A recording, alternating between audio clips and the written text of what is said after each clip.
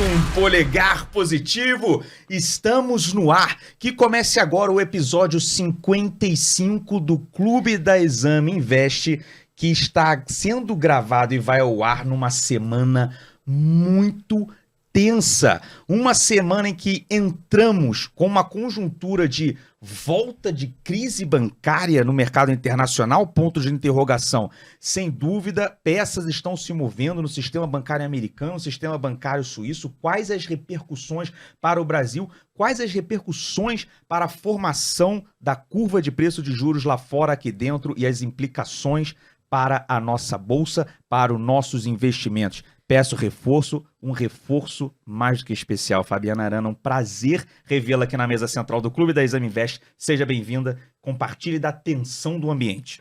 Daniel, bom, de vez em quando ele me convida, né, para estar aqui com ele no clube. Eu tô conseguindo afastar o Bruno Lima. Já tem gente perguntando onde anda Bruno Lima. Vamos deixar esse mistério no ar. Deixa o mistério no ar. Vamos deixar, não vamos falar nada engajar. Não. Mas eu tô aqui de convidada, sigo aqui de convidada. De honra. De honra, assim, uma semana, como o Daniel falou, tensa, né? Fabi. Ibovespa 100 mil pontos, petróleo... Abaixo de 70. Exato, então mundo assim... rediscutindo o cenário numa semana em que Banco Central dos Estados Unidos tem que tomar decisão de juros e tudo está em aberto. Daniel, bem lembrado, a gente tem aqui também, né? Banco Central do Brasil tendo que tomar decisão. Exatamente. Com esse cenário internacional, um cenário doméstico também que está vivendo as suas voltas aí com o mercado de crédito e no aguardo do que será o novo arcabouço fiscal, o novo regime fiscal, tudo isso para acontecer essa semana, precisávamos de uma gestora de peso, uma gestora, não vou dizer a mais, para não causar ciumeira dentre pares, mas uma das mais respeitadas do Brasil. Exatamente. Estamos Daniel. aqui com Luiz Parreiras, gestor dos fundos de estratégia, fundos multimercado e previdência da Verde Asset. Luiz, muito obrigado pela presença. Daniel, Fabiana, é uma honra estar aqui com vocês hoje. Obrigado pelo Conseguimos convite. montar uma antessala meio tensa aqui para te receber. A tensão subiu. Eu senti a tensão subindo. É para você ficar confortável aqui no bate-papo. Mas nada que não esteja, né, acostumado, né? Já vimos isso em muitos momentos. Não é a primeira e com certeza não será a última. Exatamente. Vai ser Temos muito aqui a voz da experiência, Exatamente. Viu? Muito obrigado por conseguir encaixar esse tempo na sua agenda. Realmente se desenhou uma semana tensa, densa, por que não intensa. Bom ter você aqui, Luiz, para a gente entender o que passa na sua cabeça, nessa sua visão, nessa sua experiência de mercado, não só sua, mas da casa que você representa, que realmente é de muita credibilidade, de muito respeito na nossa indústria. Temos muitos temas na mesa. E como desdobrar tudo isso para, no final, entender como que impacta, como que a gente deve se posicionar para atravessar esse curto prazo, ou talvez até conseguir oportunidades para prazos mais longos. Mas não sem antes. O nosso quebra-gelo, Luiz, o que você faz no clube, cara? O que você faz no seu tempo livre aí? Bom, tava no clube ontem, então vai ser fácil de responder. Tá com a memória fresca. Então a primeira coisa é ficar com as minhas filhas, né? Eu tenho 2 meninas ainda jovens, então tem que aproveitar o tempo com elas, né? É sempre um prazer. Depois, ler um pouco, enfim, no fim de semana, quando dá para ler um livro, tem um pouco de tempo. E terceiro, que agora, enfim, entrei na moda que acho que muita gente pegou, comecei a jogar beach tênis, então joguei um beach tênis também. Mas é muito bom, é bom demais. Eis a estreia de beach tênis no clube, Fabi. Sabia disso? Não. Não, sério. Não é possível, não é possível. Primeiro, eu sabia que esse dia ia chegar, só que demorou 55 episódios. Bom, eu adoro, então sou fã. Eu comecei recentemente, então ainda... Sou boa não. Sim, você já venceu os torneios de BTG, Arena BTG. Mas é bom. Tem a estátua da Fabi na Arena BTG, podem procurar. Maravilha. Beach tênis. Cara, finalmente chegou, Fabi. O tênis aqui é muito popular, já dá pra montar assim, 3 campeonatos aqui. Beach tênis é o primeiro registrado. Luiz Parreiras no Verde. Beach tênis. Antes da gente começar a entrar no cenário que eu tô poupando, porque tem muita coisa pra falar, mas rapidamente, acho que até a sua história é bem legal, de como que você vai parar no mercado financeiro, e a sua história se confunde, história do Verde, história do Luiz, todas quase que, né, andam em junto, assim, mas você faz engenharia, e já veio de casa, teve alguma inspiração de investimento, mercado? É uma história interessante. Eu sou engenheiro de produção, né? Eu estudei aqui na Poli, em São Paulo.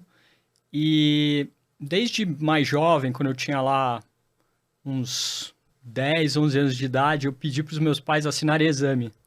Olha aí, cara. Então, na minha casa, tinha assinatura de exame para mim. Olha aí. Eu li exame de Olha ponta só. a ponta desde uns 10, 11 anos de idade. E reconheceu alguma capa aqui, né? Pra, quando a eu gente fiquei entra, olhando, quando a gente entra na exato. exame, tem um Tem mural com algumas, várias capas, assim, históricas e tal. E, então, eu sempre gostei desse negócio de negócio, de mercado, de investimento, desde que eu era mais jovem. Né? Então, quando eu estava ali decidindo pela faculdade, enfim, eu acabei indo fazer engenharia porque eu gostava muito de matemática, queria aprofundar nisso, mas já queria fazer alguma coisa relacionada ao mercado. A gente, quando tem, sei lá, 17, 18 anos, não tem muita noção o que é o mercado, né? O que são as diferentes oportunidades de trabalho, o que você pode fazer, enfim. Mas já tinha uma cabeça que eu queria fazer isso, fui fazer poli lá, engenharia, e aí quando eu estava no 4º ano, apareceu um convite para entrevistar no que era na época a Red Grifo, né?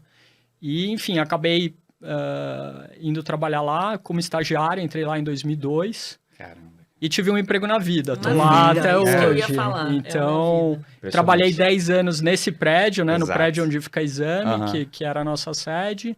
E aí, enfim, passei por todas as fases, né? Eu entrei, na verdade, eu era estagiário do time de ações na época. Uns 9 meses depois eu fui trabalhar no time do Luiz Stuberger, né? Que já no Verde. Fiz uma série de coisas e, enfim, o Verde naquela época lá em 2002... ou 2003, quando eu fui trabalhar com o Luiz, tinha 6 anos de idade, mas já tinha construído uma história incrível, né? De muitos bons resultados, ficou muito conhecido na época da Maxi, lá em 99. E, enfim, aí peguei toda essa trajetória, passamos pela venda da Red Grifo, ficamos no que foi CSHG, 8 anos, e em 2015, né, do fim de 2014, a gente sai para criar a Verde, né, usando o nome do Fundo Verde, e a gente cria a Verde ali no fim de... A Verde Asset A Verde nasce. Asset, no fim, ela nasce no dia 1º de janeiro de 2015, então agora a gente já completou 8 anos e um pouco, e sempre trabalhei do lado do Luiz, né, foi onde eu fiz aí boa parte da minha história desde 2003, então estou há 20 anos com o Luiz. Primeiro ajudando na gestão do Verde, depois, enfim, a gente criou outros negócios, o negócio de fundos de previdência, etc., coisas que eu fui liderando dentro da companhia, e hoje estou lá, e com um grupo de sócios e com o Luiz, a gente toca a Verde Asset, colaboro com o Luiz na gestão do Fundo Verde, e, enfim, fiz essa... Sou um sortudo, na verdade, de ter tido um emprego na vida, assim, Muito interessante. Enfim, mas... Muito interessante. E sortudos somos nós, a partir de agora, de poder ouvir um pouco o que vocês estão vendo, porque acho que até a Fabi que falou aqui na introdução com você, quando a gente passa por esses momentos mais adversos, né, que a visibilidade despenca, você realmente começa... O que vai ser? Vai ser crise? Estamos vivendo 2008 de novo, etc. Assim, na nossa indústria deu para perceber isso muito claro. Assim, senioridade importa, experiência importa, tempo de voo importa. Né? Então, assim, Cabelo branco importa. Eu não tenho ainda, mas enfim. Importa. Então, estamos num momento complicado, de novo, com várias variáveis se mexendo, só que dessa vez eu acho que com um adicional de complexidade que eu não vi na minha geração, assim, de 15 anos de mercado. Né? Não é trivial você ir para o socorro, acionar medidas anticíclicas, porque você ainda não acabou de combater, né, teoricamente, o seu principal alvo ali, que é desinflacionar, é colocar a taxa de inflação no mundo em patamares um pouco mais confortáveis. E aí isso muda tudo, isso deixa o puzzle aí bem mais complicado. Então, Fabi, talvez o primeiro ponto aqui de partida, né, na sua opinião, Luiz, aí pode pegar o seu tempo aí para fazer talvez esse kickoff inicial, onde que a gente está no ciclo, assim? E com todas essas complicações que surgiram recentes lá fora de, momento aí mais perturbador aí do sistema bancário americano, europeu, enfim. Essa resposta enfim, é super complexa de dar, porque diferente do que foi a história dos últimos, sei lá, 20, 30 anos, né? Depois que a gente teve a pandemia, o que aconteceu com vários pedaços do mundo foi que os ciclos ficaram desincronizados. Perfeito. Né? Historicamente, o que o investidor mais ou menos precisava saber, né? Até, vamos dizer, 2020, 2021?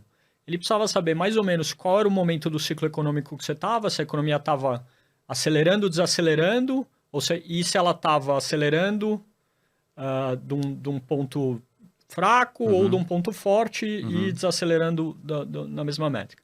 Então, isso você precisava monitorar o ciclo econômico dessa maneira. Então, você monitorava os índices, os PMIs, o ISM americano, né, que te dá uma sensibilidade de atividade de alta frequência, né?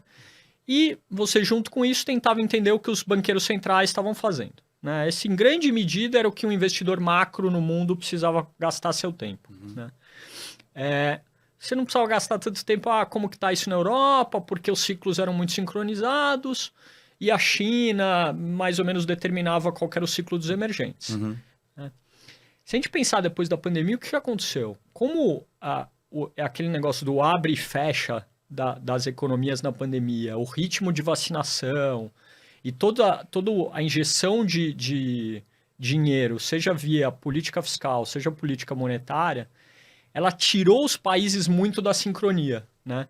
Então você teve primeiro os Estados Unidos saindo, digamos, da parte muito fraca das economias, né, com Covid e reacelerando já muito em 2021. Foi o primeiro país a vacinar todo mundo, a reabrir geral, né, injetou alguns trilhões de dólares via política fiscal e tinha uma política monetária super expansionista, né?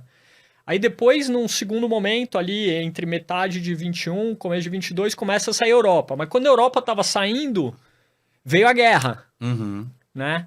E aí ela tira totalmente de sincronia o ciclo europeu do resto do mundo. Por quê? Porque vem um choque do preço da energia, o preço da energia na Europa multiplica por 10 vezes em 2 meses. Né?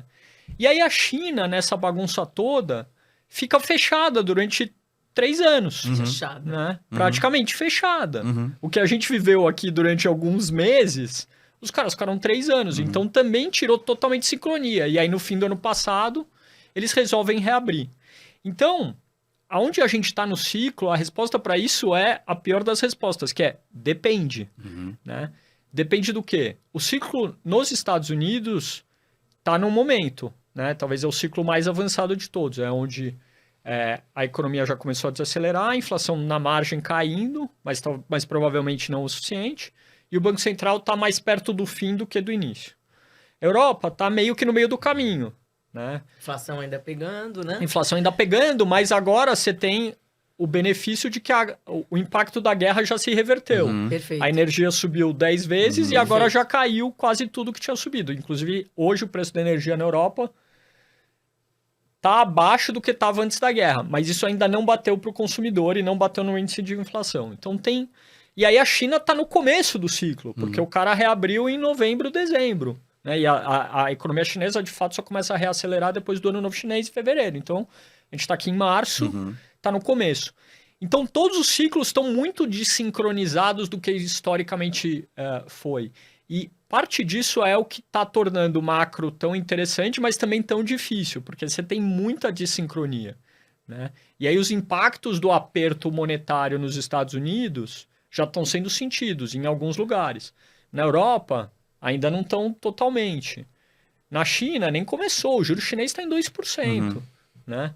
E aqui no Brasil, a gente, além de tudo isso, de sofrer os impactos de vários ciclos diferentes, né? E desincronizados, a gente se beneficia do ciclo chinês, mas a gente é razoavelmente alinhado com os Estados Unidos em termos de ciclo econômico, e aí desacelera. A gente pega em cima disso, a gente coloca um ciclo político maciço, né? Porque de 2021, do meio de 2021 para cá, a gente basicamente viveu um super ciclo eleitoral, né? O governo anterior meio que rasgando o fiscal e falando, pô, vamos fazer Bolsa Família, Auxílio Brasil e não sei o que lá, para poder se reeleger. Perde uma eleição ultra competitiva, né? E super, apertada, né? Super apertada. E aí volta o Lula, né, um governo de esquerda, e começa sistematicamente também a ter um discurso, né, mais esquerdista, mais populista, etc. Então, o que seria um ciclo econômico, talvez assim, com coisas positivas no Brasil, né, por se beneficiar de China, etc.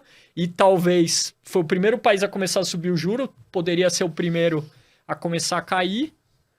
Vem a bagunça do ciclo político e se sobrepõe, né, e traz um choque, inclusive, de confiança do empresariado, etc., que impacta o preço de ativo muito, né? Então não é à toa que a nossa bolsa tá fraca, é uma das piores bolsas no ano do mundo e por aí vai, né? Então, a resposta da pergunta que, né, durante muito tempo foi razoavelmente simples de dar, falar, estamos aqui no ciclo, ela tá muito mais complexa, porque os ciclos estão mais desincronizados. Em algum momento eles se ressincronizam, na minha opinião, né? Agora, se isso vai acontecer em 2024, 2025, ainda tem muita água para correr embaixo dessa ponte.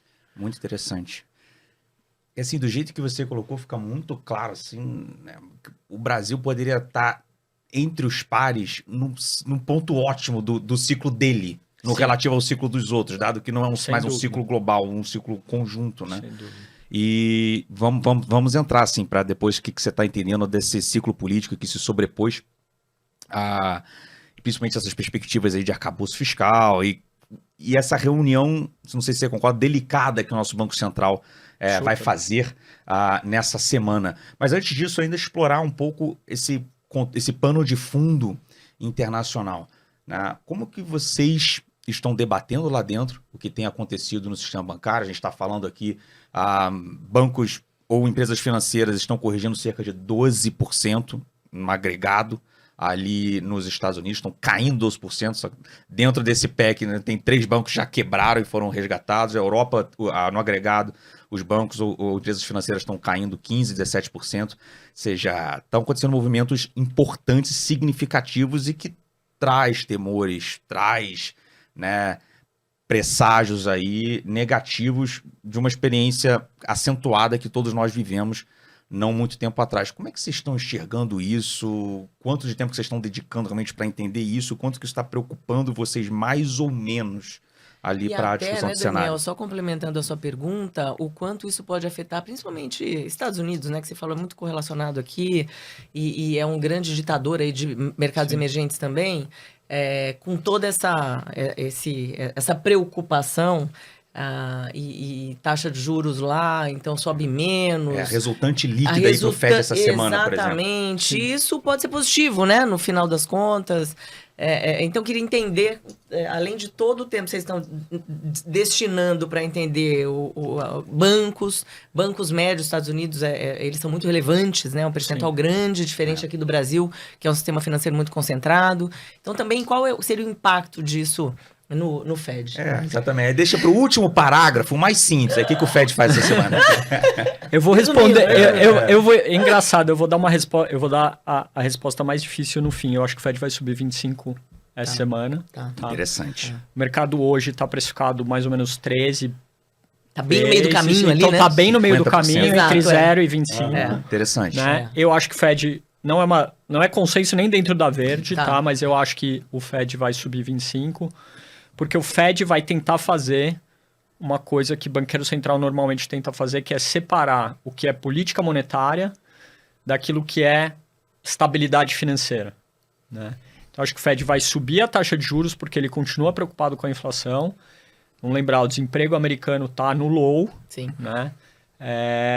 A inflação, especialmente tudo que se relaciona com serviços, etc., ainda está muito aquecida, muito acima de um nível que seria necessário para trazer a inflação como um todo americano para a casa de 2%, que é mais ou menos onde o FED mira. Então, ele tem esse problema muito grande e, do outro lado, ele tem um problema ele voltou a ter, né, uma coisa que a gente não via desde 2008, um problema de estabilidade financeira.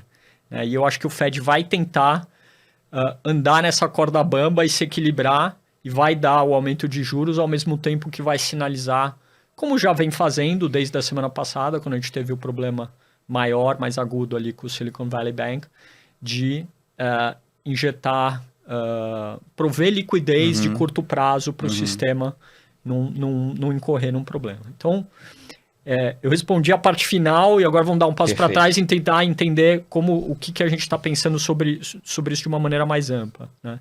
Nos últimos 10 dias, a única coisa, a coisa que a gente mais estuda lá é banco e impactos dos choques nos bancos, não só nos Estados Unidos, mas obviamente, né, Europa, Suíça, enfim, e por aí vai. E Japão, e estamos preocupados, e obviamente qual o impacto que isso pode ter para a gente também aqui.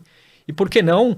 Né? Não é que não está tendo nenhuma coisa aqui nos bancos brasileiros. Já tivemos, né, tabelamento do consignado, tem toda a discussão sobre tabelamento de juro de cartão de crédito rotativo e por aí vai. Então, o sistema aqui também tem lá, embora, né, como a Fabiana lembrou, muito mais concentrado com problemas que não tem a ver com sustentabilidade ou estabilidade do sistema e muito mais com qual é a lucratividade dele.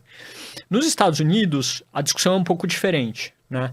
A gente tem um sistema que é muito mais pulverizado, né? Você tem o Silicon Valley Bank, que tinha lá mais ou menos antes de quebrar algo como 200 bilhões de dólares de ativo, então estamos falando de um banco de $1 trilhão de ativo, né? Era o 17º maior banco dos Estados Unidos, né? Em 3 dias, né, numa corrida bancária talvez a mais rápida da história que a gente já viu, esse banco quebrou, né? Saíram naquela quinta-feira, 10 dias atrás, 42 bilhões de dólares do banco em essencialmente uma tarde. Né? Isso que os Estados Unidos não tem PIX. Né? Transferência bancária lá não é na mesma velocidade que é no Brasil. Né? Mesmo a TED lá, o equivalente da TED é um pouquinho mais lento. Pós-pandemia, o sistema financeiro aqui sempre foi muito tecnológico, né? Muito avançado. Mas pós-pandemia, até o mais idoso corre lá e faz aperta um botão. Quantos PIX você tem, né, cadastrados no Brasil, enfim. Você não tem que ir ao banco, né? Até 25%, o mais idoso 30% das transações. Exato. Já são via Pix. Enfim, vamos abrir um parênteses aqui, bater palma pro Roberto e para todo o time do Banco Central que construiu isso. Fecha o parênteses. Então, você tem uma série de bancos nos Estados Unidos que nos últimos 5, 6 anos foram formando o lado do ativo deles, emprestando dinheiro, seja para empresas, para indivíduos, né, via as hipotecas, ou seja para o governo comprando treasuries, onde o custo do funding do banco era essencialmente zero, né? E ele emprestava dinheiro a 2, 3% ao ano, né? Basicamente esse era o modelo dos bancos nos últimos, 10 anos, desde que a gente saiu da crise ali de 2008. Né? E de repente, no espaço de 12 meses, o juro base saiu de 0, né? E foi para quase 5, estamos beirando 5. O que aconteceu ao longo de 2022, isso talvez não seja tão intuitivo, especialmente para a gente que é brasileiro. Se a Selic sobe, né, normalmente o custo, a remuneração do seu dinheiro sobe junto, né? Seja o que você tem lá depositado no banco, né, ou você tem uma LFT, ou tem um CDB, ou uma compromissada, qualquer outra operação de curto prazo. A gente é muito acostumado com isso. Nos Estados Unidos não é assim. Então, os depósitos bancários nos Estados Unidos, eles não reprecificaram na mesma velocidade que o Fed subiu as taxas de juros. Né? O depósito bancário médio nos Estados Unidos ainda está sendo remunerado a 1% ao ano. Se você... Alguém que nos ouve, nos assiste, ou qualquer um aqui que tem uma conta no JP Morgan nos Estados Unidos, o depósito da conta corrente dele está sendo remunerado a 0, essencialmente. Né? E para os bancos, parecia que, mesmo o Fed subindo, eu podia continuar nesse modelo de negócio de eu remunero meu depósito a 0 ou 1 e eu empresto dinheiro a 3 ou 4. O que aconteceu ao mesmo tempo? Especialmente nos bancos médios, eles começaram a ter um pouco de saída de depósito, né? Porque o cara, em vez de deixar o dinheiro no banco e ser remunerado a 0 ou a 1%, ele coloca naquilo que o americano chama do Money Market Fund, que é o equivalente do nosso fundo DI, né? E lá ele tem uma remuneração de 4%, 5%. Né? Então isso começou a acontecer. E em paralelo, aqueles empréstimos que foram dados a 3% ao ano, na hora que as taxas de juros sobem e a curva inteira de juros americana subiu, aqueles mortgages, aqueles empréstimos comerciais, etc., eles passam a ser marcados 4, 5, 6, 7% ao ano, né? Então os bancos têm perdas não reconhecidas nos balanços, né? Mas que começam a gerar preocupação.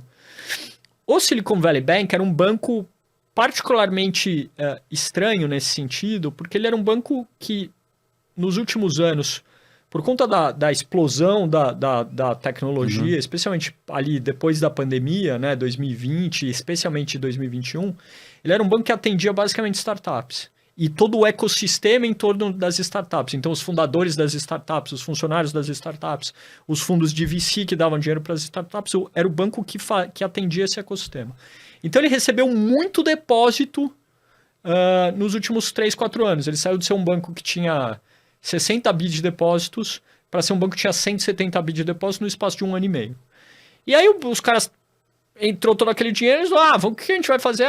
Compra um pouco de treasury aí...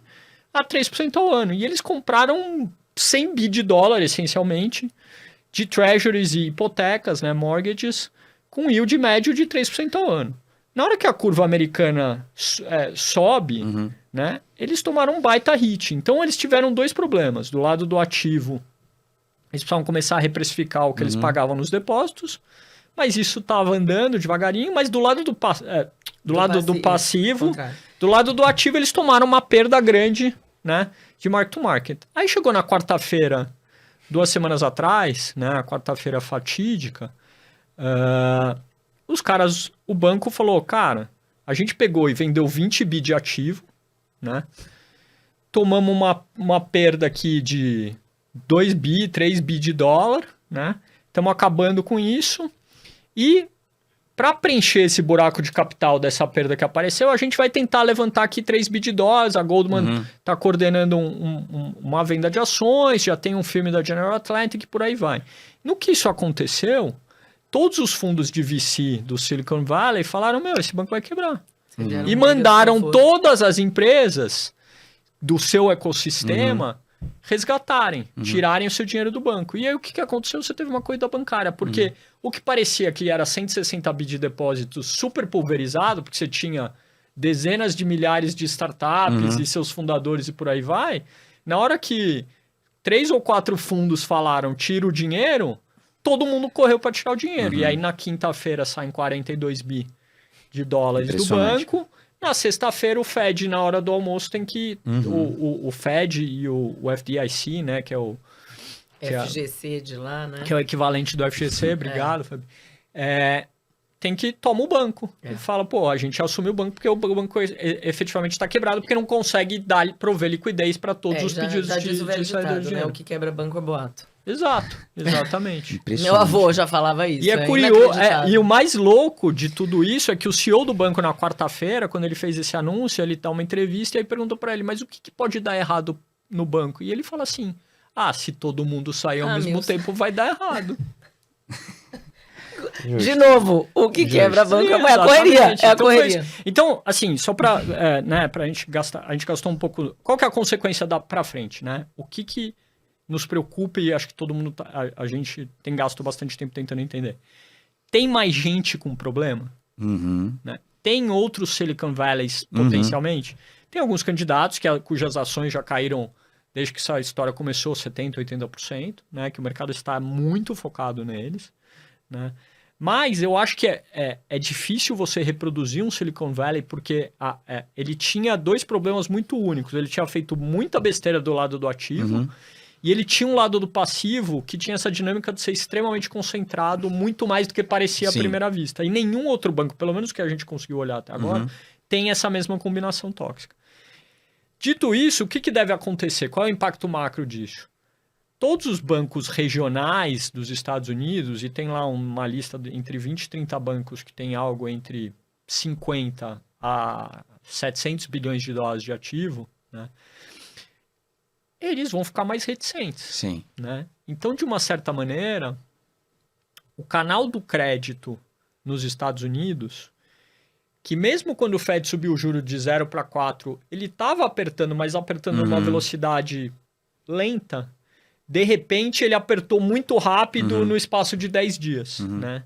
E as contas que a gente está tentando fazer e entender com o Sell-Side e todo mundo que está fazendo essa pesquisa é qual que é o impacto disso no PIB americano e, portanto, qual que é o impacto disso na política monetária do Fed, se isso derruba a inflação, etc, etc. Né?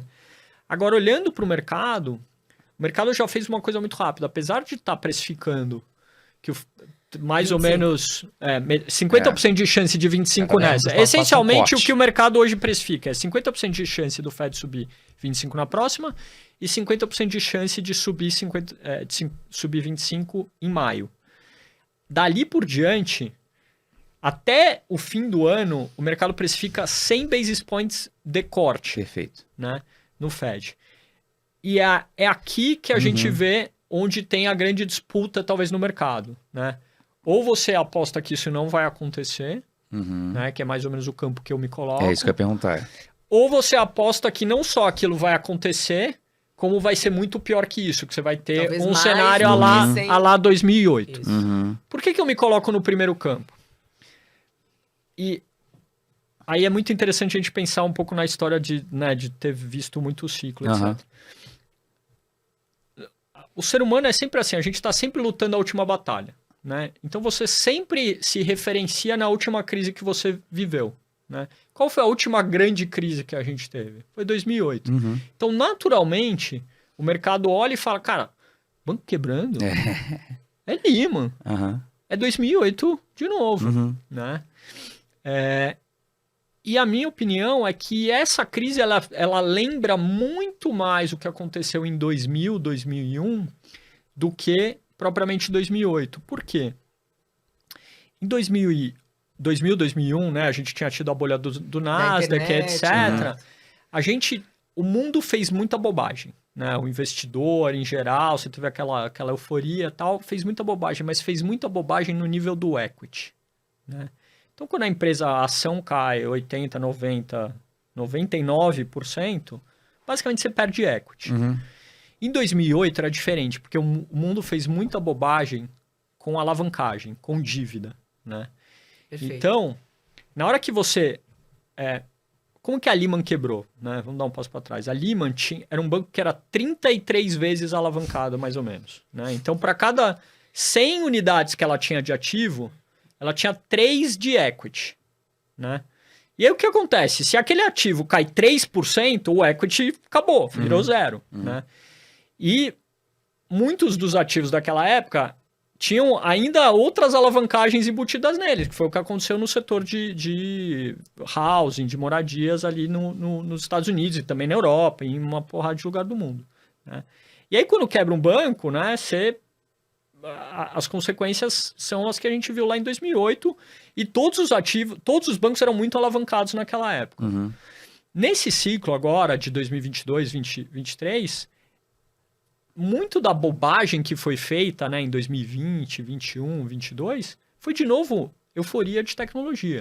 Então, desde o ano passado, o que vem dando errado? Empresa de tecnologia, cripto, todo esse ecossistema que foi feito, sim, baseado num juro zero, mas em cima de risco de equity. Tinha pouco risco de dívida. Sempre tem um pouco, mas é pouca coisa perto da perda total.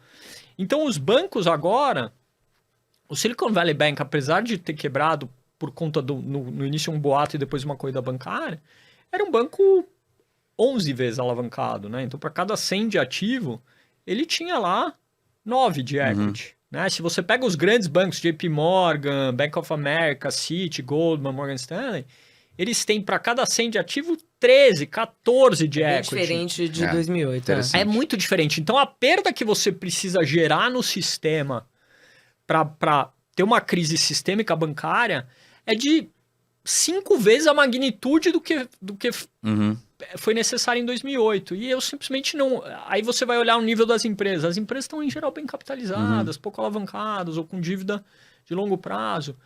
Então, é muito diferente. Interessante. Né? E aí, só que o mercado é esse bicho né, pavloviano que é condicionado pela última crise. Então, ele olha a última crise, o que aconteceu? Fed vem põe o juro a zero, QE infinito, resgate de todos os bancos, então o mercado tá falando, cara, tem 30% de chance disso, eu vou pôr isso aí no preço e depois a gente vê, né? Em paralelo, tem um aspecto técnico que as pessoas acho que não estão dando atenção suficiente, né? No último ano, se a gente pensar, o que aconteceu com o juro curto americano, né? Há um ano atrás, se a gente voltar a janeiro de 2022, a taxa de juro de um ano nos Estados Unidos era 50 basis points, né? Esse negócio foi de 50 basis points para 500 basis points, efetivamente, né? Se o Fed subir. Então, foi um trade que, com alguns chacoalhos, especialmente ali quando teve a guerra, mas ele foi um trade que foi uma linha reta, né? E o que todo mundo faz no mercado quando vê uma linha reta numa direção, começa a se alavancar extrapola em cima disso, né? Então existia no mercado um posicionamento tomado nessas taxas de juros curtas muito grande. E aí quando veio o choque da quebra do banco, que corrida bancária ninguém prevê, ninguém anota, previsões, meu modelo todo tá mundo fez, apontando. previsões para 2023. Corrida bancária. Ninguém põe isso, Sim. né? O que aconteceu? Na hora que veio o choque, essas posições de taxa de juro curta que tiveram que ser desmontadas, causaram um choque no sistema. Impressionante o movimento. Maior movimento da história. A curva de volatilidade de taxa de juros curta, que parece um negócio ultra esotérico, né? Teve um movimento na última semana que foi muito maior do que teve em 2008. Impressionante. Né? E isso arrebentou um monte de gente. Né? Então tem um pouco o aspecto técnico no mercado, especialmente nesse mercado que é um pouco mais esotérico, não é tão óbvio. Todo mundo sabe, o Ibovespa, o S&P, o dólar, o euro, né? O real, a taxa de 10 anos. Esses mercados maiores tem muita gente acompanhando. Esses mercados tem muita gente acompanhando, mas ele é mais opaco. Né? E o desmonte de posições causou um movimento na taxa de juros curta americana bizarro. E aí tem sempre aquela coisa... É o fundamento que está fazendo o preço ou é o preço que está fazendo o fundamento? Existe, né, o que o Soros chama de reflexividade, quando o preço acaba criando o fundamento que o justifica. Então, a gente está no meio desse processo, eu acho. Tem um choque, de fato, apertando as condições de crédito nos Estados Unidos, que vai ter consequência em PIB. As contas iniciais que a gente está vendo dão conta de que o PIB... tem um impacto de 0,5% de PIB, pelo menos. Pode ser mais. Tem conta que é de 0,25 até umas contas que não fazem muito sentido de 1,5. A gente acha que é algo entre 0,5 e 0,75. E os modelos tradicionais dizem que esse é o impacto em taxa de juro do Fed. Então, em grande medida, se esse negócio de crédito ficar mais ou menos onde a gente está hoje, com algumas consequências, né? Você cai um meteoro numa lagoa, vamos pensar assim, né? A gente viu o primeiro tsunami. Aí ele baixou. Agora a gente está vendo as ondas secundárias e terciárias de efeito. Se não tiver outro choque, né? Se não cair outro meteoro, provavelmente é isso. É 0,5% de PIB, mais ou menos. Consenso de PIB antes dessa bagunça começar nos Estados Unidos estava na casa de 1, um pouco acima de 1. Então a gente desacelera para algo como 0,5, 0,6. Né? Agora, se as contas forem piores, você pode levar os Estados Unidos para um 0-0, né? E aí você já você está no 0-0, né? Qualquer peteleco você cai na recessão. Então, tem um pouco esse risco. Então, uma semana antes, 2 dias antes da bagunça começar, a gente estava discutindo a taxa de juros americana ir para 6. Né? Impressionante. Esse era o clima ali do CEO Conference em fevereiro no banco. Taxa de juros americana vai qualquer coisa entre 5,5 e 6, né? Os últimos 2 dados de emprego nos Estados Unidos foram muito quentes. Quente. Exato. Né? Então, 6. Uma conta conservadora, você vai tirar 0,5 a 0,75 disso aí, então taxa de juros deveria parar no caso dos 5,25 aí. Dá mais 2 para o Fed, eu diria que é isso. Mas é um Fed que vai parar e vai ficar olhando durante muito tempo na minha cabeça, porque... E essa crise não é uma crise de 2008. No fim do dia, essa é a grande justificativa. Então, assim, o que você falou, né? O game tá nessa precificação do segundo semestre aí de corte. Mas achei interessante o ponto da reflexividade de Soros, porque, assim, o fundamento você trabalhou muito bem. Muito obrigado, acho que em nome aqui de todos os membros do clube que estão ouvindo. Muito interessante a sua abordagem, a sua explanação. Mas ainda tem um risco do preço acabar também, de alguma forma, fazendo fundamentos. A gente continuar nessa desconfiança, nesse price action realmente muito ruim, concentrado na financeira, acaba que você pode ter realmente coisas piores aí acontecendo mais à frente. Hoje, por fundamento muito interessante, realmente não faz muito sentido anteciparmos esse cenário. Agora, eu vou pegar exatamente quase que esse framework, assim, tudo que a gente discutiu, para Estados Unidos. E agora você vai ver como é que eu vou tentar aqui encaixar para Brasil. Porque foi muito interessante quando você começou falando, você falou, vou começar pelo final, vou responder o que o Banco Central faz. E aí a gente dá um passo atrás e entende o contexto. E aí você explicou a decisão do Fed baseado em duas não é disciplinas, em duas realmente abordagens. Uma é a condição da política monetária e a outra é a preocupação da estabilidade do sistema financeiro. Deixa eu tentar adaptar isso para a nossa reunião do Copom aqui. Porque, por um lado, você tem também a abordagem da condução da política monetária. E aí, nesse contexto, a gente tem uma inflação que vou querer ouvir o que vocês estão achando, mas não parece também tá apresentando um sinal verde ou montando o caminho de falar, olha, pode começar a cortar. Estamos num processo de desancoragem de expectativa, porque tem um pano de fundo aí de se discutir meta de inflação. Então, se você puder também trazer isso. E um pouco também da atividade que vocês estão vendo, mercado de trabalho.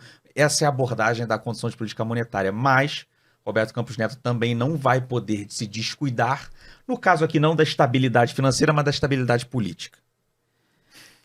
O que você acha que o Banco Central comunica nessa quarta? Porque em termos de decisão mesmo não se espera nada. Se comunica nessa quarta e aí você dá o passo atrás para explicar um pouco para a gente esse contexto, essa conjuntura que você está vendo de Brasil. Assim, eu acho que a tarefa do Roberto talvez seja, não que o Powell esteja tá com fácil. a vida fácil, mas a do Roberto também acho que tá pau a pau de graus de dificuldade, né? Como sempre no Brasil, aqui o videogame, o cara muda a regra no meio e enfim. Então eu acho que eles obviamente não vão fazer nada. Eu acho que o Roberto tem uma sensibilidade política né, já ter navegado num outro governo e tem uma longa trajetória no setor privado, né, e obviamente aprendeu a navegar. Então eu acho que eles vão tentar, de novo, andar nesse fio da navalha de reconhecer que a situação de inflação prospectiva não é a ideal, né? Ao mesmo tempo que você tem, e você não falou disso, mas a gente tem uma situação do mercado de crédito no Brasil. Bom ponto. Muito bem Que lembrado. vem apertando desde o evento Lojas Americanas, no começo de janeiro. E embora o discurso do Banco Central, que eu acho até correto, né? A autoridade não pode falar que está pegando fogo no circo, porque aí todo mundo... Ela cria o fogo, né? Ela mesma, né? É como se ela jogasse gasolina na fogueira. Mas é inegável que o mercado de crédito fechou, né? O mercado de capitais fechou desde janeiro. Ele dá sinais muito tênues de tentar se reabrir, mas o nível de spread é outro. O acesso, especialmente para as companhias que não são AAA, piorou muito. Então, a gente tem os sinais, né, emergindo aqui de uma situação de crédito complexa no Brasil, né? Então, inflação não é super friendly. Do outro lado, né, você tem um mercado de crédito que é condição financeira na veia, né? A companhia brasileira já paga uma taxa de juro base alta, depois paga um spread, duration curto, exato. né? E aí, de repente, o cara, assim, a companhia AAA, o spread sai de 1,5, vai para 3. A companhia AA sai de 2,5, vai para 4. A companhia A sai de 3,5, vai para 5. Abaixo disso, meu irmão, não tem mais crédito, entendeu? Não é antes... Então, eu acho que essa é uma situação... E aí você junta tudo isso e põe no caldeirão a política, né? Antes de entrar na polícia, me permite mais uma curiosidade, porque até para explorar esse momento. Vocês tentaram fazer algum exercício também parecido com o que vocês fizeram lá fora? Do que seria essa situação ou essa reprecificação de spread aqui pós-americanas? O que seria um equivalente a um trabalho do BC que já está sendo feito pela realidade, não necessariamente pelo instrumento principal? Tentamos fazer alguns exercícios aqui, é complexo, muito difícil de fazer, porque...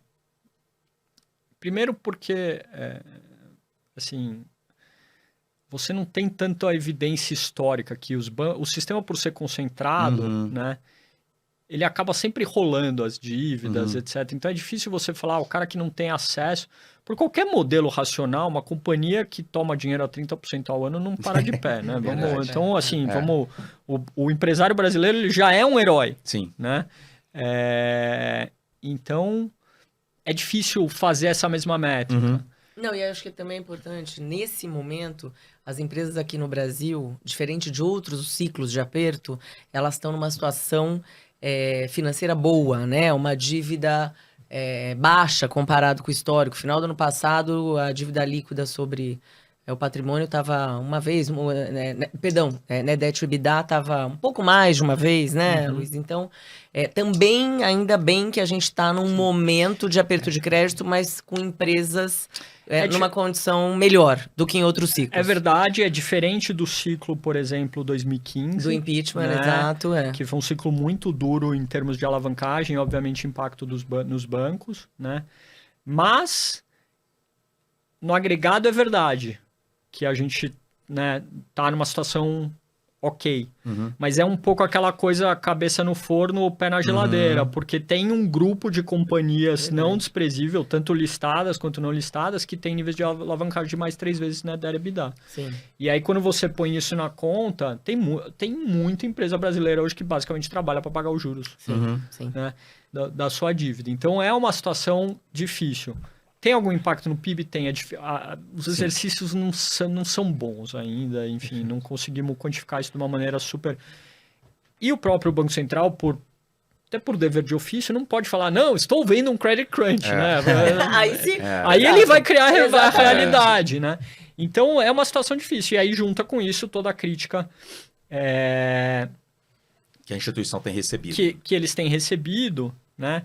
Que, obviamente, é tão primária porque a crítica quase força o Banco Central a defender a sua independência, né? Que foi uma conquista do Brasil, né? Um Banco Central independente. E, de repente, ela é testada e o cara, né, tem que ser duro. Então, de novo, eu acho que o Banco Central aqui vai andar nesse fio da navalha, reconhecendo que, temos uma situação de inflação complexa, os modelos à frente preocupam, especialmente com expectativa 2024 e 2025 desancorando, né? E a conversa de mudança de meta, de novo, não ajudou. A gente pode discutir se a meta de 3 é boa ou não, mas a discussão por si só está tornando tudo mais difícil. Segundo, tem uma situação de crescimento. A economia está já vem desacelerando, não está indo para uma recessão, mas não está numa situação ultra pujante. E aí, junto disso, você tem os políticos colocando muita pressão. Eu acho que no fim do dia, o Roberto vai reconhecer que existe um esforço de tentar colocar um arcabouço fiscal, seja lá ele qual for, né? Porque até agora a gente não sabe qual é o arcabouço fiscal, ele está cercado de mistérios, né? Mas eu acho que eles vão tentar reconhecer isso, tipo, dar um reconhecimento para os poucos políticos dentro do governo que estão tentando ter uma interlocução racional, ao mesmo tempo que ele vai falar, cara, a inflação, o meu mandato é de inflação, não adianta. E a gente não pode esquecer, quem mais se ferra, né? Desculpa aqui o francês. Imagina tá no clube. Com inflação alta, é o pobre. Sim. Né? Um governo de esquerda que defende colocar os pobres no orçamento, né? Não adianta ele colocar o pobre no orçamento e tirar tudo de volta com inflação. Porque é o pobre que paga a conta, né? O rico compra NTNB, faz indexação, manda o dinheiro para fora e se defende. Você tem dinheiro no CDI, entendeu? Assim, essa realidade que assusta um pouco nesse governo, o primarismo de determinados debates que a gente achava que estavam, né, meio que resolvidos, a gente, enquanto sociedade, tinha escolhido, né, avançar e não rediscutir questões básicas e estão voltando, né? Então, de novo, não invejo nem um pouco os desafios do Roberto e do time do Banco Central. Acho que eles vão tentar andar nessa navalha. Dada a situação global, dada a situação aqui de uma economia já vem desacelerando, com um aperto de crédito, né, com uma inflação que não é brilhante, mas você consegue ver uma trajetória de queda, né? Desemprego vem piorando, então vai dar uma arrefecida na inflação de serviços, né, que está ainda carregada das indexações de IPCA de 10% e tal, eu acho que existe um contexto para o Banco Central ali em junho começar a sinalizar corte. É possível cortar em junho? Até dá para desenhar um cenário onde isso acontece e a curva já precifica alguma coisa ali. Eu diria que é mais provável algo tipo, vamos sinalizar para fazer em agosto e tal. Mas, de novo, tem muita coisa para acontecer daqui até lá. Eu vejo, sim, o Banco Central cortando. Talvez não cortando na velocidade que está precificada hoje no mercado. O mercado tem 165 basis points de corte para 2023. Né? Eu diria que dá para ver o Banco Central ali cortando uns 6 basis points, assim, 125. Isso é interessante, né, Daniel? Porque, bom, falando agora de fundos multimercado, a gente viu o resgate de fundos de equities ao longo do ano passado inteiro. Esses resgates se aceleraram, né, em janeiro e fevereiro, por motivos óbvios. Selic é 13,75, né? O pessoal tira de equities e né, colocou ali na renda fixa primeiro. Como é que você está vendo, né, a alocação, esse fluxo, né, Daniel? E bolsa voltando para 100 mil pontos, assim, toda essa conjuntura, a gente começou desde lá fora. E o gringo, ele tem essa vontade, quando ele vê a bolsa barata, ele não tem muitas opções no mundo, né? O gringo de mercados emergentes, ele continua evitando a Europa emergente, ele continua evitando a China, ele comprou o reopen, ele não quer muito a China em 24, 25, ele tem toda a preocupação com o governo, intervenção, etc. E ele sabe, ele toda vez pergunta pra gente lá no banco, o juro tá no pico aqui no Brasil, não é hora de eu comprar. Então, como é que você vê toda essa questão do fluxo? Acho que o gringo, ele tá olhando os drivers macro do Brasil e falando, pô, o Brasil deveria funcionar. E o problema é que o ciclo político não tá ajudando. Você tem toda a razão, ele não consegue acompanhar esse micro. Porque ele não tem, o cara tem Turquia, África do Sul, México, Índia. Gente, mercado emergente é a mesma porcaria em tudo quanto é lugar. Todo mundo tem político picareta que fala bobagem, tem história de corrupção. A verdade, assim, é que o contexto macro para o Brasil funcionar bem esse ano estava muito positivo, né? Especialmente essa questão toda da China, né? E o relativo, como você falou, concordo 100%. O relativo para o Brasil, mercado grande, líquido, empresas, a gente pode ficar discutindo aqui, mas via de regra boas, valuations baratos, né? Exposto a commodity, né? que se beneficia de China. E aí a gente, como sempre, o Brasil não perde oportunidades de perder oportunidades, a gente está desperdiçando essa, né? O Bovespa podia estar muito mais alto, o real podia estar 4,80, né? Nos nossos modelos, até mais baixo talvez, se beneficiando em parte do que o México está se beneficiando. Verdade. Né? E que, by the way, não tem tantas opções para, principalmente em ações, não tem muita coisa para comprar. Não tem. Então, a gente podia, mas a gente não tá. Né? E aí é um pouco... E aí, trazendo isso pro investidor local, né? E é um pouco, eu acho que a tragédia dos últimos anos de financial deepening e aí um pouco como eu vejo essa questão, quando o juro foi para 2, né? Todos os investidores brasileiros, do mais sofisticado ao mais novato, né, foram correr muito risco. A gente pode discutir se correu mais do que deveria, menos do que deveria, etc. Mas todos foram... Vamos todos correr risco de diferentes maneiras. Então foi a bolsa, foi o fundo imobiliário, foi o cripto, foi... Enfim, 1 bilhão de coisas diferentes, né? E aí a volta do 2 para o 3,75 no juro tá, na minha opinião, fazendo o movimento contrário, que é perverso também, né? Que é agora não vamos correr mais nenhum risco. São exageros, é isso que você quer dizer. Exatamente. Né? Então o pêndulo do... foi muito forte para um lado e era compreensível. A gente tava vivendo esse momento do tal do financial deepening, da educação financeira, você precisa ter uma carteira. E aí as pessoas, e o ser humano é aquele, né, ele vive de, pô, eu tô vendo meu vizinho ganhar dinheiro na bolsa, eu vou no clube no fim de semana, o cara só fala que ele ganhou dinheiro no cripto, que ele ganhou dinheiro no fundo imobiliário, que ele ganhou de, pô, eu não fiz nada, eu não fiz nada, não, na segunda-feira eu vou ligar, né, no banco, no meu assessor de investimento, eu vou falar que eu quero tudo aquilo que meu vizinho tem, né, e eu acho que a gente exagerou na ida, e agora a gente está, sem dúvida nenhuma, exagerando na volta, né? Então, parte dos preços da bolsa, dos resgates de fundos de ações, dos resgates de fundos multimercado, tem a ver com isso, né? A indústria de multimercado teve um dos melhores anos da história o ano passado e só teve resgate líquido, né? E aí o cara... né? E o movimento é tão perverso que aí o cara fala assim, não quero mais correr risco, vou pôr tudo num fundo de crédito. E aí vem lojas americanas, né?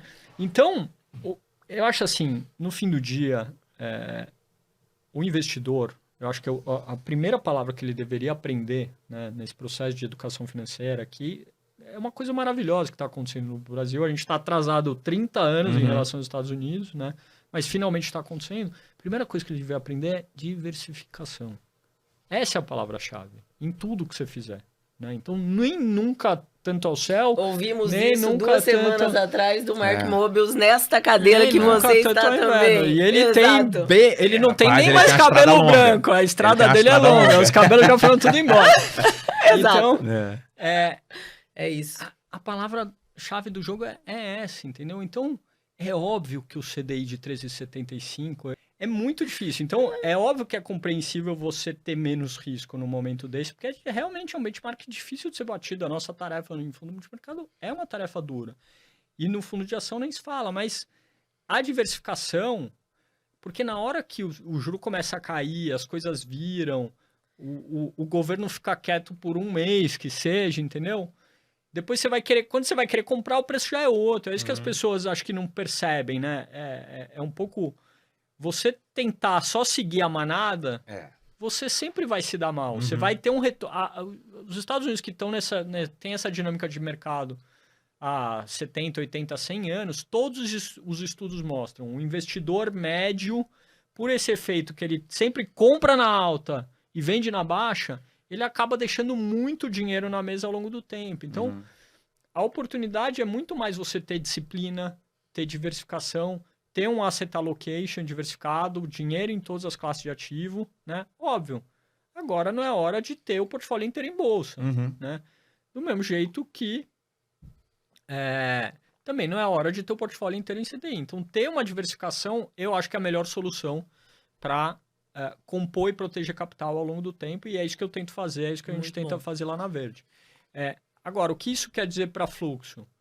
Eu acho que as pessoas não vão ouvir tudo isso que eu estou falando, né? Elas vão ouvir, pô, deixa o dinheiro no CDI e vai continuar por um tempo tendo um outflow ainda da indústria. E eu acho que isso começa a virar na hora que o juro começar a cair. Né? E aí começa a ter um processo de estabilização. Eu acho que a gente vai ter um repricing, tem muita coisa na bolsa que está barata, não... Muita. Até Empresas de qualidade. Aproveitar já para emendar. Se o finado Liminha, do nosso Thiago Faganello, que faz tempo que não aparece aqui no clube, Faganello. O Liminha, se ele tivesse aqui, ele já estaria batendo nesse vidro há muito tempo, porque o nosso tempo estourou. Mas, pô, não dá pra não deixar. Não. Luiz, fala o que você quiser, vai, fala aqui, né? Aproveitar que o Liminha não tava aí, deixei correr. Mas realmente eu tenho que começar a endereçar pro final, aproveitar esse ponto agora. Quando o juro começar a cair, e aí até você começar a ter uma reversão de fluxo, e tem muita coisa que dá para ser fortemente reprecificada na bolsa, tem algum papel, algum case na bolsa que o time acha interessante para vocês participarem aqui do clube de medalhas que a gente faz, do quadro de medalhas do clube? Vai pensando, porque antes, só uma perguntinha rápida, né, pra gente já endereçar o final, que a Fabi sabe como os membros do clube levam muito a sério dica de série. Luiz, eu sei que você já falou que você gosta de ler livro no seu tempo, né, vago, mas aqui no clube, até para dar mais opções, acho que gestores estão sempre recomendando, comentando sobre livro, a gente até para afirmar aqui no nosso espírito mais de clube, mais leve, tem alguma série que você acompanha, assim, para passar o tempo, dar uma... O que você coloca aqui pra gente aí como sugestão pra gente ver? Eu vou Eu gosto muito de séries de esporte. Eu acho que no Aí nosso sim. negócio Bacana. a gente tem muito a aprender com esporte de alto nível, Uhum. alto rendimento, né? Equipe, resiliência, como melhorar, etc. Então, tem uma que é incrível, enfim, mas alguém já deve ter recomendado, que é Drive to Survive, né? A série da Netflix sobre a Fórmula 1. Já tá na 5ª temporada, é espetacular. Caramba, nunca vi. E já comentaram. Já comentaram. Então Eu não essa vale assisti, muito essa a aí pena, fica a então dica, essa já devem ter visto, mas aproveitando, né, que eu fui o primeiro a falar do beach tênis. Estreia uma aqui. Não tem série de beach tênis, né, Ainda. obviamente, mas tem uma série sobre tênis, É que eles são realmente... que é muito bacana, que chama Breakpoint. É uma série da sabia. Netflix.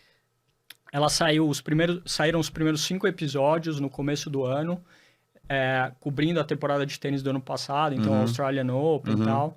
E olhando tenistas, não é o Federer ou o Djokovic, são alguns tenistas que provavelmente vão ser a começando, próxima geração. Caras que já estão no alto nível, mas vão ser... E os desafios de, nível de mental, dedicação. de treinamento, de resiliência, de como ganhar... Então é muito legal, vale a pena assistir, chama Breakpoint. E provavelmente, não sei se é o mês que vem ou daqui 2 meses, sai a segunda parte dessa série, então vale muito a pena assistir. Então, Muito uma bacana. dica aí de Essa série. de tênis, já teve uma aqui que falou, que botou e... tudo aqui, basicamente, eu anoto e fico curioso pra ver depois, né?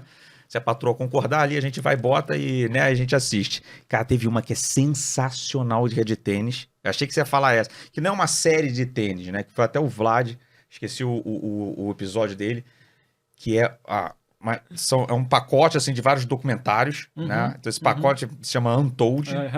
E aí tem um documentário ali dentro, que é o Fischer versus Federer. É espetacular. É espetacular. É totalmente espetacular. mental. O Fischer É impressionante, era o próximo... O Fish versus Federer. O Mark Fischer versus Fish, Federer. ele era o grande sensacional. próximo talento do tênis americano. E é um muito cara bom. que tinha todo o talento, mas no mental ele não conseguiu. É muito interessante. Então cara. essa E é aí, muito boa. Vale a enfim, pena sem assistir. spoiler, mas o cara dá a volta por cima, é sensacional acompanhar. E essas de esporte realmente são muito bem faladas. Estão anotado aqui Drive to Survive e o Breakpoint. Perfeito. Fabi, hoje eu não vou explorar a sua série, que da última você deu uma baita dica. Quem quiser assistir foi episódio 54 com o Mark Mobius. Então, para encerrar, Luiz, não sei se você quer pegar um papel aí do time ou algum papel ali que tá na bolsa que você fala, cara, quando o fluxo começar a reverter, a gente minimamente encaixar nosso ciclo político, um ciclo econômico aqui, tem um papel aqui que realmente dá para ter um re-rating aí, uma reprecificação mais agressiva, assim, para brincar. Lembrando regras do clube até para reforçar a dinâmica de brincadeira. Os próximos 3 meses, a gente sabe que nenhum gestor está olhando para isso, mas próximos 3 meses contra a Bolsa, é uma brincadeira, todo mundo que senta aqui participa. Você teria algum papel aí para escolher? É difícil essa, porque... É quase impossível, é ingrato, não é difícil, é tem tanta coisa ingrato. hoje barata e talvez o papel que vai ganhar os próximos 3 meses não é talvez o melhor papel. Então, eu vou falar uma empresa que a gente é acionista há 13 anos já. Nossa. E que realmente, enfim, que é Equatorial, cara. Tá muito barato, né? O setor elétrico inteiro exato, tá é de um setor razoavelmente que- barato. Né? Óbvio, tem um medo regulatório, mas a empresa é uma das melhores empresas do setor há muito tempo, um management espetacular. E tá realmente barato. E é um pouco a mostra assim, hoje você não precisa inventar para, né, ter um retorno ajustado ao risco bem interessante. Pô, fora Equatorial tem um monte de outros papéis, a bolsa realmente tem muita coisa barata, mas eu vou falar essa porque é uma que a gente é investidor há muito Justo. tempo, é uma posição grande dos fundos, e enfim, eu acho que se a bolsa não precisa estar 110 mil daqui 3 meses para esse papel ter ido bem. Então, um retorno implícito ali de PCA mais 12,5, pô. Nada mal. Realmente um nome que é muita qualidade, é histórica, né? Exato. Realmente. Não precisa Fica aqui inventar então muito. registrado. A gente vai acompanhando. E Luiz, muito obrigado por essa aula, por você ter conseguido encaixar a sua participação aqui nessa semana mais do que agitada e até decisiva, né, para os próximos passos aí lá fora, aqui dentro. Obrigado, cara, em nome do Verde, realmente muito obrigado aqui pro Verde, em nome do Clube da Exame Invest. Muito obrigado pela sua participação. Obrigado, gente. Foi um prazer. Não, o Fabi, prazer é nosso. volte sempre. Daniel, me Deixe o Bruno convide. Lima pra lá. Vamos Não, alimentar o mistério de onde jeito está nenhum. Bruno Lima. Próximo A episódio internet quer com saber. Bruno né? Lima. Não. Veremos. Fabi, muito obrigado Não, também pela obrigada sua a você, participação Daniel, aqui no de episódio verdade, pelo 55. convite e uma honra e prazer aí estar com o Parreiras aqui. Um abraço, Obrigado, cada vez mais gente. sucesso pra você, o time e a todos. Um grande abraço.